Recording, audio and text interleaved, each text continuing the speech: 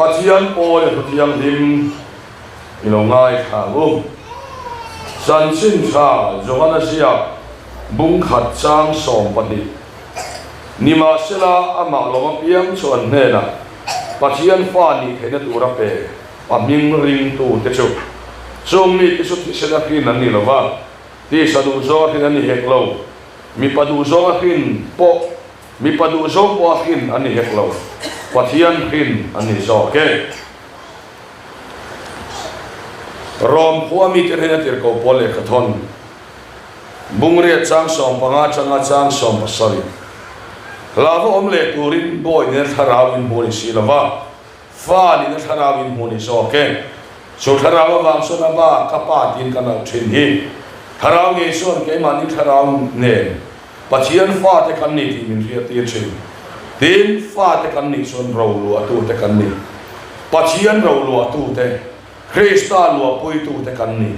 ane na soi moya kanom ve the na tu ra ama kan tur pui tak set suan ka sang du lai su fa te kan ni son ro lu atu te kan ni pathian ro lu atu krista lu pui tu te kan ni betera le khathon pakhatna bung khat chang som ni pathum betera le khathon pakhatna bung khat chang som ni pathum chit chet hei la ka ni lovin pathian satuan thunung reng le om renga chuan chit chet hei lo la ka piang thar in jok sia adang lo sia le am cham jogan le khathon pakhatna bung thum chang khat chau hi jogan le khathon pakhatna bung thum chang khat ngai te pai min mai ni so wana se pathian fa te min huwa ta hi su tiang su kan ni renge emia wa hin khovel min phelo ani ama son fiat lo wa ngin athu lal pan kan sa ta mal min som sak rok se pathian ne nai chong cha yang lal pa kan pathian ni mangai tu emol ma thok khana crosai zanli na min khuai khana vai kan lo ma lo thu kan ke la se lalpa kan pathian ithil ti makro pui takte min mu tira lali soi ala thi lova ala nunga rena ni ti te min mu tir se lava pe lo thu kan ke se ne huna hian ithu tak kan soi le do na ithua ina kan ni na min puan hi Bible na min ni e alo ni mo kan ti theina tharau siang ni kan ne na nang ma thu so ya che amen ei so kristan ni kan di le amen le ei mol ma ma kan lo kala sin si ba anon kal mai pathian in zen akan thuken kha pala soi so lo ba lam ni lo nunani lam ni do pokan nunani bo ti hi kan kela ni ya soi ni lo nunani ti remote ni lo ba soi ni bokan nunani boka yani ya so ti yang sia so tharau dam na ni boka tak sadam na ni boka ril dam na ni boka singsi o khan pathian na thon na so takin rong bol na kan mu thi na leirol zen kal theilo anon huai anon polu ta lali so na lo ti dama abuak na bola ti dami no ma ake na kalta mual man kanon thenga ko phan siap tuin apuak uat le ti dam rong bola kem hi kan keng lova ti dam tui suwa kan kenga so kan ri to ma isuan ti dam tui suwa kan ne ya so kan in ngana ni ya isuan ko phan siap tuin asoya nupahatin hei zen kan ya kapal thai lova ti dam rong bo nai nei mei do na mo kan ti ki nei lok si lova min tia voi na i so mi thu kan pe ya ke na lo kal ta ni lo pa pero no se pathian hi alanu ani i so hi alanu ani ti hi asia le ma so wang suan zan ina ko hian hei kan bil wa lo om se la i kan soi duani le aming su pithangi pivan thangi ania lomam le mai tiang pahi lomina kal thei do lawa an suan lai I suam minga kal turin thu kan pe a I suam min chu nak nak hik te ponan lo la ngau khop maya voi ni hian ke ma ni ko kan ho kan sawa ma in kan pathian hi saw ve mo te kan ti fo thina ke ma ni lam kan pe do na wangin kan pathian hi pe do ve mo kan ti fo thina ma se he prai bung som pathum sam ni ata suan Isu Krista su nimina nen voi na nen apa rai ke no foma ke ni su dang lam mai la li su hi dang lam ve don no satua ni pa ngai re don pathil ni the na pa ngai re na ngai na pa ngai re na fa te ku sam ma se fa te thin lu dang lam ma se pathian ma mai thin lu ke ro su fa ke la dang lam ve ngai lo hallelujah Pathian pagkakaroon ako siya. So pinagkiyat siya pot. So, pathian raw po na hiapodolari. Pihi pathian pingin ko mo ni. Le, susakan soy so kani. Zali na kan thupoy turata na pathian na kan dila pathian min pe ne kakiyat so pathian fa kani. Ibangin pathian do soy kan tumani. Enge ni kan tisuan pathian fa tisu. Pale fakar in lai chin na he sia soinani so wang suan fa ni himin akia chian suan apa ta di akachianga apa laka aget boka so pathian tua poimo berani pathian tua poimo ber su fa ni na hian kam ti ya kanra hian pathian thoi kam du thua bai mula sia ba fa ni na ringot te kan hantia fa ni na pia lam te kan hantia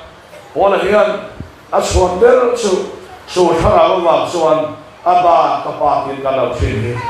tharau ko ya te pathian fa te ni lavom le to in boy tharau kan poni silama fa ni tharau kan poni so pathian mo no sen tharau sia ni ma san ko hi min khoi out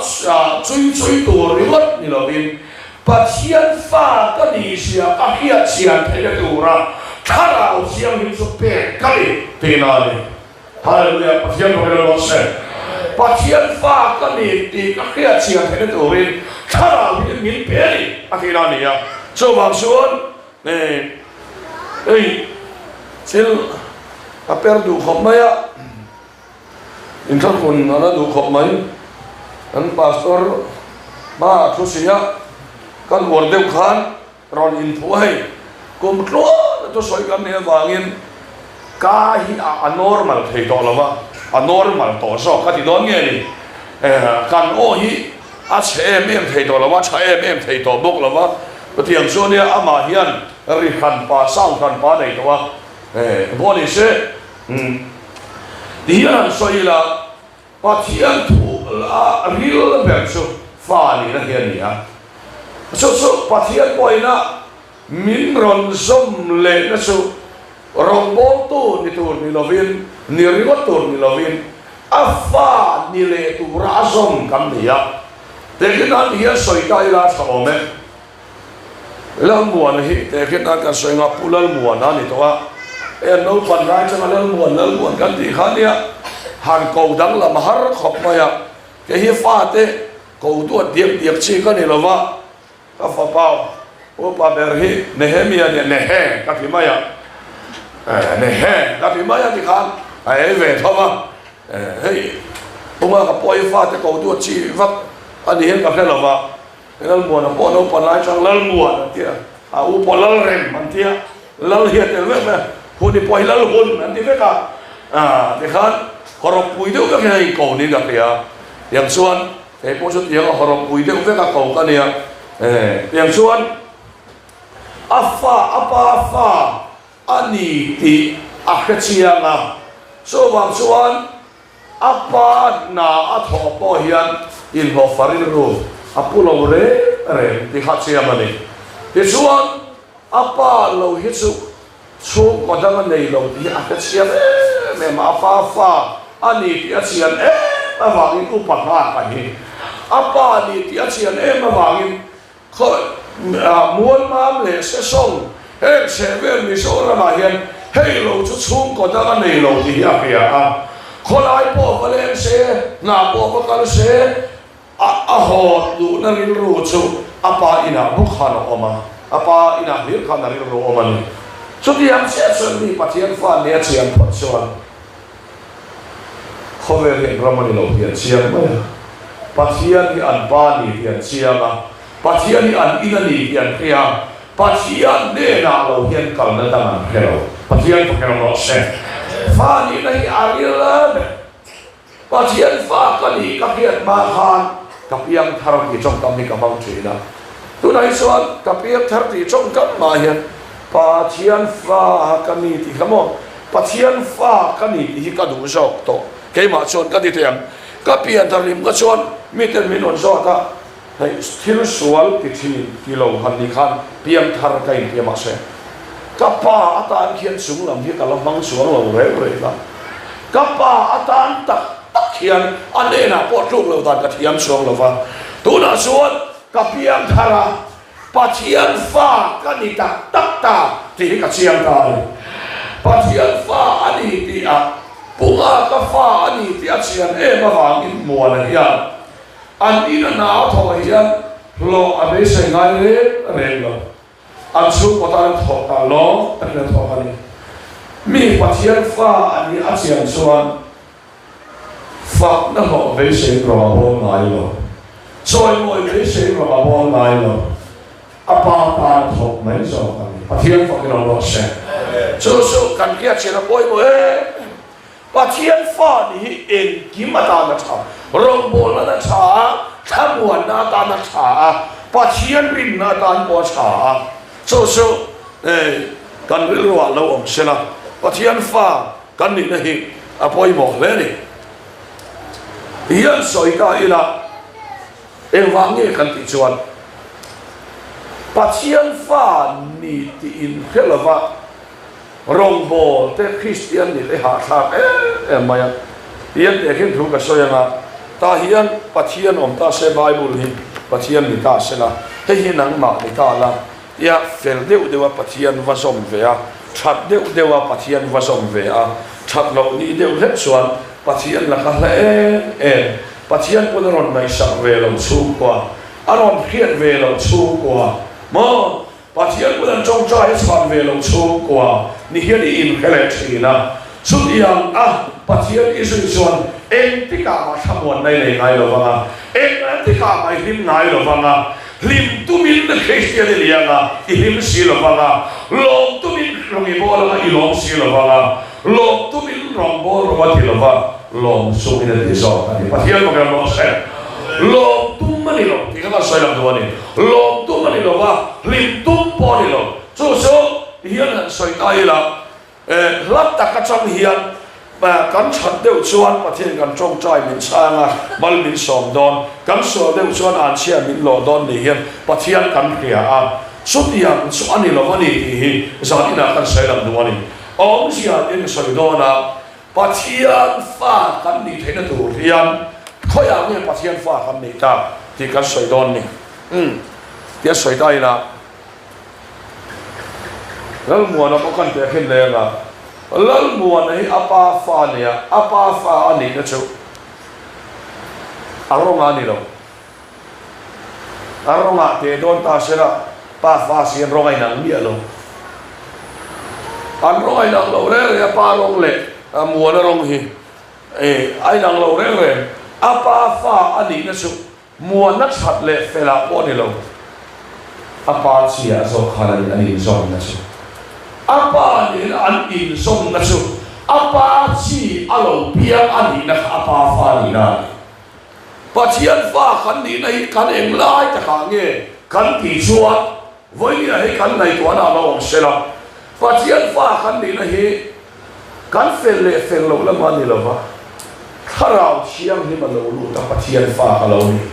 ke ba ni pachian si alo lu chang sia kan lalpan afa in lo buatan ni lalpa fra lo se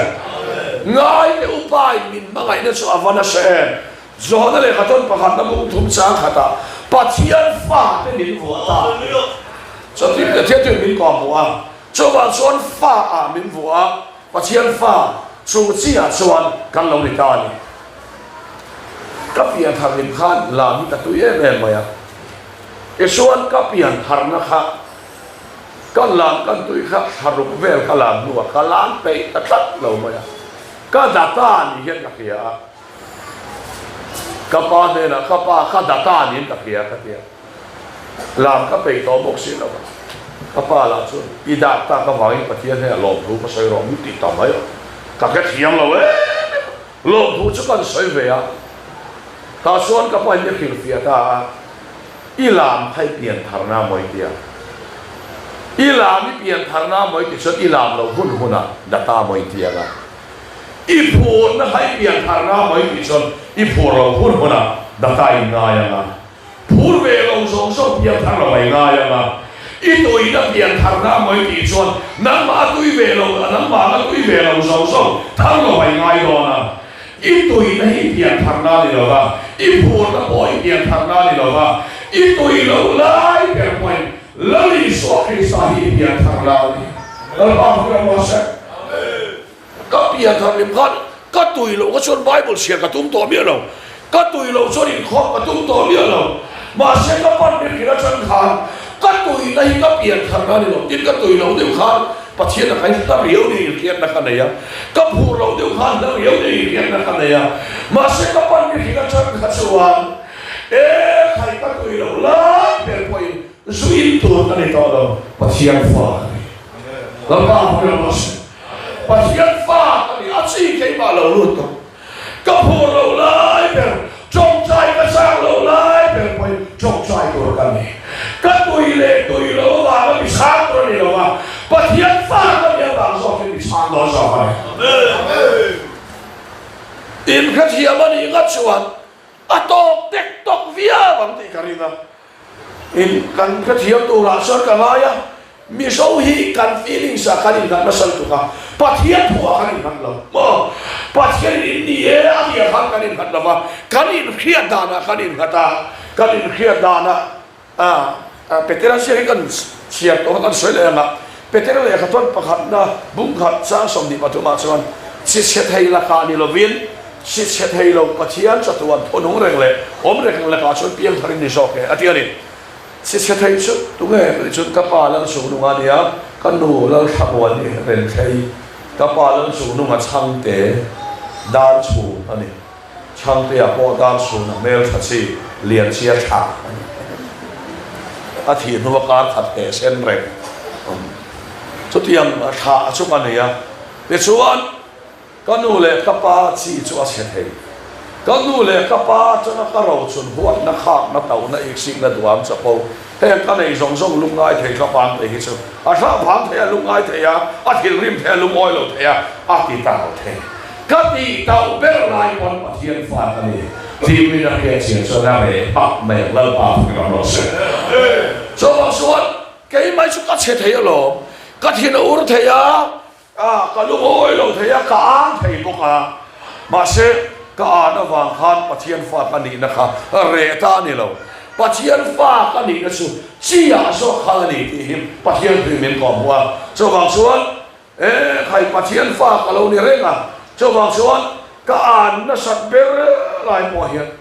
a fa ani ai suang lo ba a thara mi ron soma ka duak ber lai mo hian a fa ni ai lo ba thara mi lo soma ni ti ria chian suan duak la ka ne nei san mai do dal pa pa ka lo se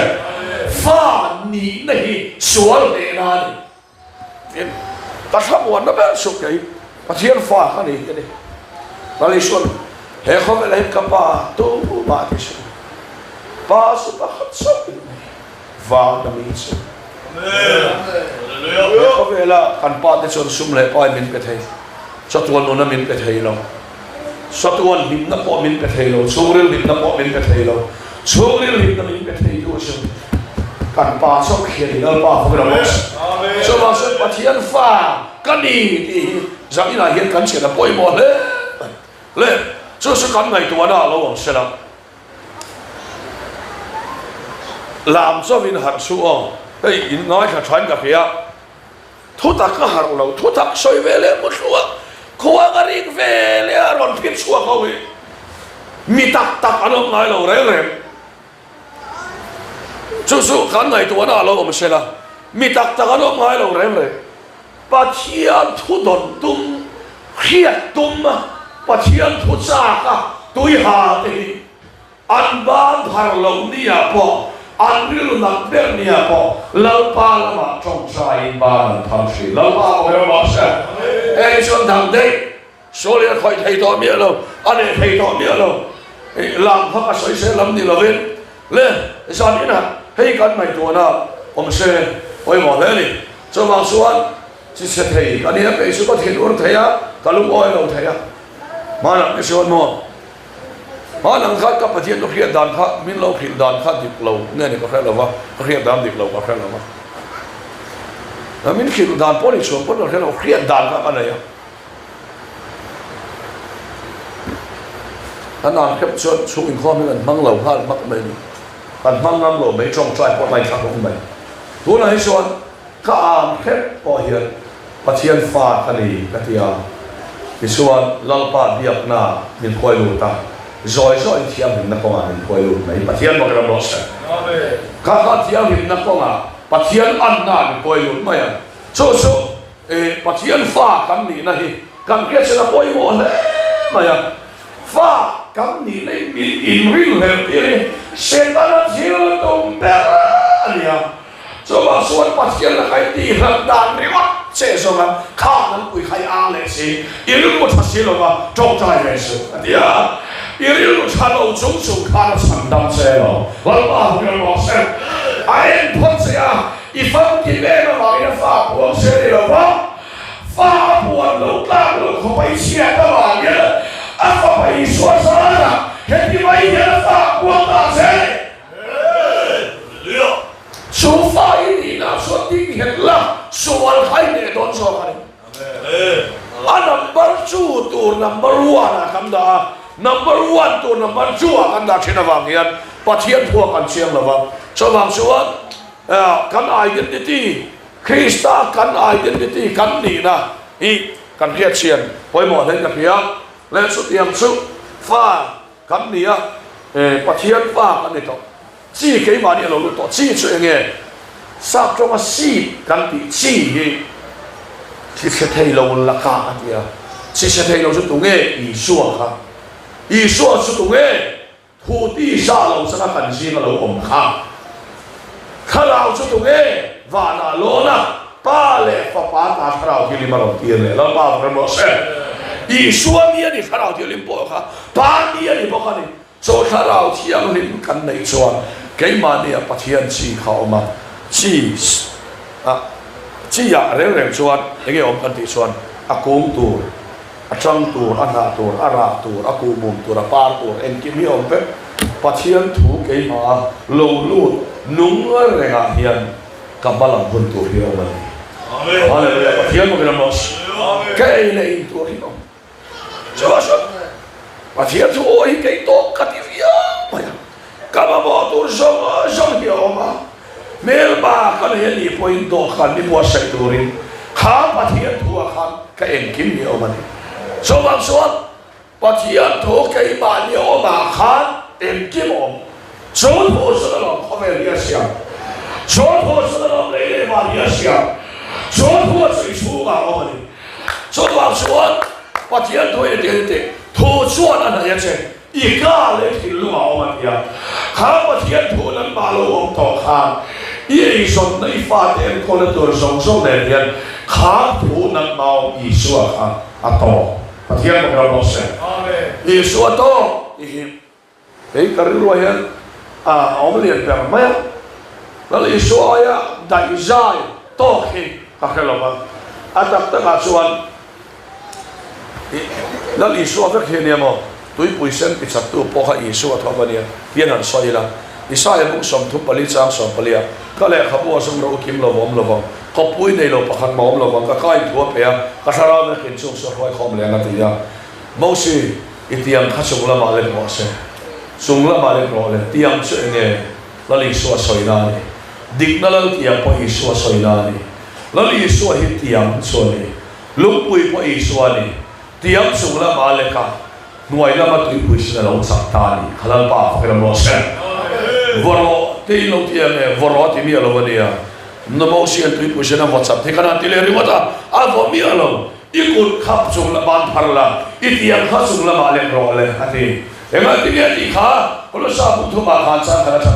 สามทุมาขานมอเลยแล้วมาที่เรามาสุดอินโลกันโลกุละเดี๋ยวที่สุดเนี่ยอินที่ตัวอินโดนีเซียมาที่นะคริสต์เนี่ยทูรุกิโลเนี่ยอินโดนีเซียคริสต์สโลวิลาร์มันมีพอรู้วิสิไม่ลาเนี่ยที่เนี่ย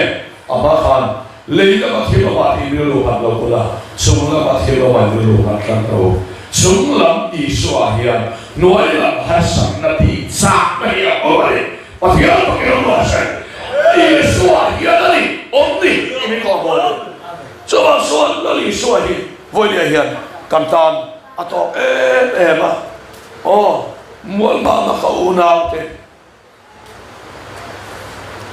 แต่ไม่สอยยันตัวเสียงเตจาร์กตาเตขัดละเขาคันเดียนะเตกันละเขาโดนมัวมาคนเตเตอาคารอนกันละเวสุกัดชูวังฟังที่เมมเบอร์กันหัวตัวเตนอนกันละวะก็สุหัวหลังปอนมีอะไรโอ้ปัจจัยบางไงนะจังกิจชนอาเตปอกเลยบางไงนาที่เห็นวันนั้นก็จงใจทำเป็นคนขัดตัวอาเตปอกเลยสุดที่ยังสุปัจจัยบางไงนะอันส่วนปอกเลยนู่นเลยบ้านมินบางไงอังเฮียนฟาดเอ็นบางไงอังเฮียนฟาดเอ็นมีส่วนการนี่ส่วนบางไงมีอะไรวันส่วนปอกเลยบวชขลุ่มมานิฟาดส่วนปอกเลยเห็นลุงเฮียนนาบางไงนาสุดที่ยังเดียวเสียส่วนเขาขันปอกอาเตปอกเลยบางไงนาเดี๋ยวส่วนสายนาเฮียนอุณาเตอปัจจัยฟ้าคันนี้อินเชียนพอดส่วนแล้วอีส่วนอินตานต่ออันนี้ที่อินเพียละถึงกลางลงในทอกกันเนี่ยการหาเสมาฟักเฮียฮารานีตัวเฮียฮารานีอินที่ต่อลงมาเอ้ยเลอินตัวเป็นตัวสิเลเฟน่าปอมีข้าขอบมีเป็นตัวกันลุงอ้อยตัวลัลปาฟักเฮียยันวังลัลปาฟักเราล็อกเส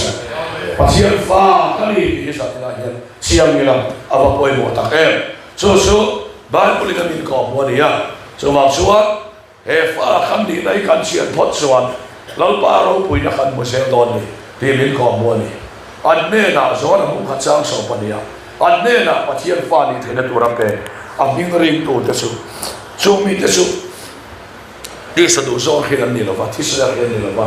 มีปัจจุบันโซนเขียนนี่หรอวะปัจจัยเขียนนี่โซนเขียนปัจจัยเขียนที่ตัดสุดอีส่วนนี่อีส่วนkalau udah siaranปัจจัยฟ้าkalauได้ทานปัจจัยมันก็รู้สึกสุดอีส่วนอาจจะเขียนฟ้ามีรวดมีพวงเกี่ยมาเห็นข้าปัจจัยฟ้ากันนี่หรอวะแล้วอีส่วนอาจจะขันปัจจัยฟ้ารวดวัวkalauได้ทานส่วนว่าส่วนอะไรง่ายเดี๋ยวปานนี่มาเอชอบมาเซ่ปัจจัยฟ้าวัวตากเรามีส่วนที่เอเลียไม่ตากค่ะปัจจัยฟ้าอีสวะที่สามนี่เราปันนี่เราวัวตายแค่มาใครวัวเราว่าเราปันนี่เราวัวนี่แต่ที่ปัจจัยเป็นก็วัวส่วนเอ็งปอที่อุลาวันนี้เห็นเขาขนาดรองอินโบแล้วนี่ไปมินฝักเอ็มมินสวยเสร็จแล้วก็วางไปไหมอ่ะต่อไม่เราไม่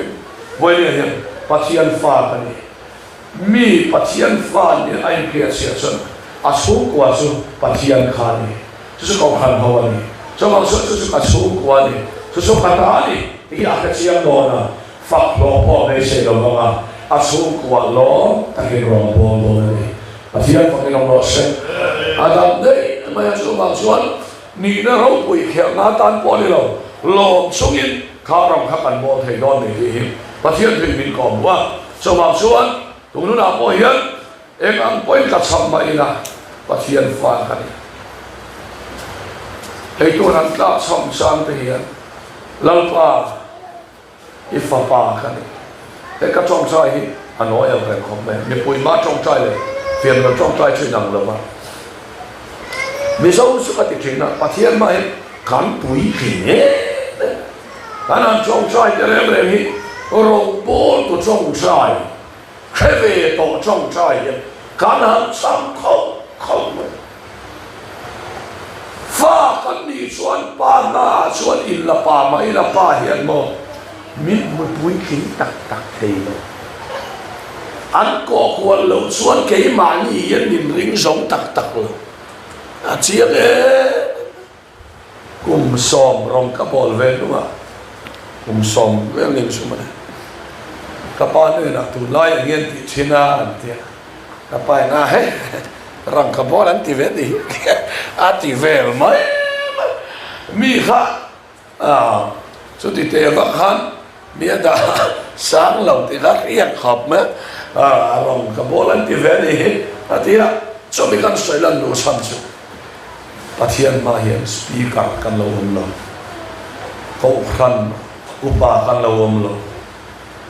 รองบอลตู้กันอมเราเฮียตู้มากันเราอมเราปัจจัยมาส่วนอัฟฟังกันนี่ส่วนอะไรส่วนเราปังกันนี่ส่วนกันจงใจเป็นกับปากันเราที่ด้านนี้เราปากันเราเสร็จปัจจัยมาเห็นเราปังเรากับปาอีฟ้ากันนี่มิเชนชิลติโรมิขบวนติโรมีอปุยติโรมีหัวชีติโรกับปาทันทีละอีข้ามวงได้ไหมโอ้เราปาเฮ้ยเจ้าคนที่ข้างหลังเดียวอาจารย์เบียร์พอเราปาจะตอนเปลี่ยนไปเราต้องจะมาจะอาเมนเดียวที่สุมาสุขเช่นขันไหนขันเดียงกันจงใจขันป้าเบียร์กินกันเดียวว่าป้าเนี่ยนาทีหลังเป็นกันเดียวว่าเฮ้ยสุกำลังเด็กลุงไงเดี๋ยวนี้เราเฉลี่ยกับป้านั่งเราสุปากันเดียวอีฟ้ากันเดียว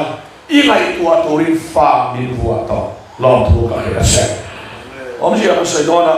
ปันนี้เราอินโอเมนกันเชื่อหรอวะมีฟ้าอินพอมันชวนอินฟ้าอินวัวชวนอินเงินคนตัวนั้นรถเทียมเอ็มพิคันจดเทียมชวนฟ้าอินวัวนี่มีฟ้าให้อินฟ้าตาอินพอมันชวนมันเนี่ยอากาศสวยตัวเราบ้างอะรีคอร์ดตัวเนี่ยสลายชนกับว่ากันละ